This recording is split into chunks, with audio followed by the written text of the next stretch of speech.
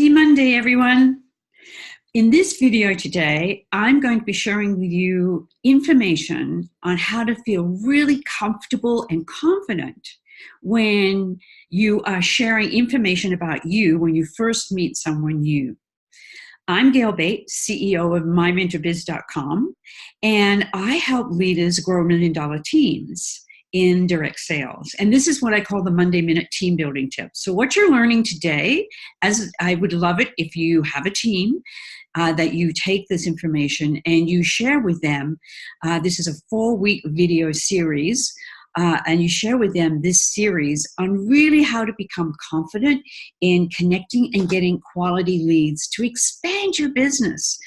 And I'd love you to subscribe to my channel and ask your team members to subscribe to my channel, because I'm going for a big goal this year of getting to 1,000 subscribers by the end of the year.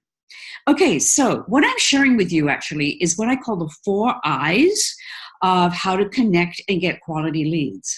So in my first video, I talked to you about how to introduce yourself. And I have some tips on there on how to have what I call a heart-to-heart connection with somebody when you first introduce yourself. They're kind of like little signals. So I want you to go back and check that one out. The second video, last week, we talked about interest, and that's a really important part of meeting somebody face-to-face. And this is like you would use this at vendor events, even at team meetings.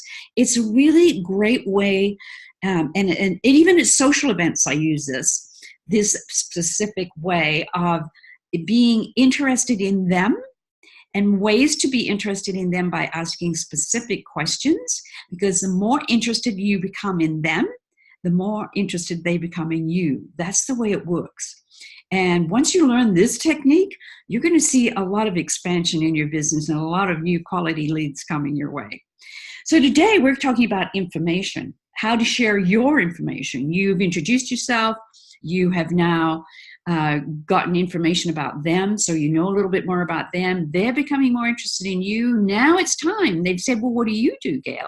Now it's time to share your information. And then next week, we're going to talk about a process that takes them to that next step, that what I call the invitation process. So let's talk about information. Let's talk about how you're prepared to share information about you without feeling salesy or pushy, just naturally getting to know someone, okay? So I recommend, I have 4 little areas here for you today. I always recommend you open with just what I call a simple one-liner. Now when I started using this technique, it just really opened it up for me. I really started to feel so much more comfortable.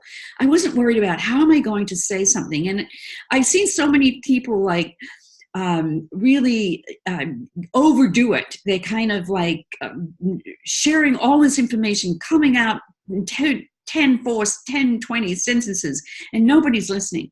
So that one line opener makes a difference.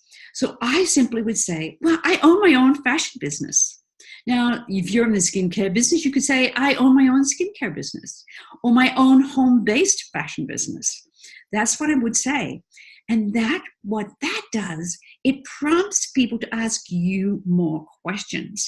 So that's what I call the drip information method of really getting to build conversations with people.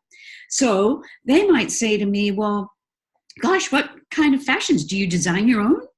And then I would say, oh no, I love to share with women. I love to help them have happy closets with a 10-piece wardrobe capsule.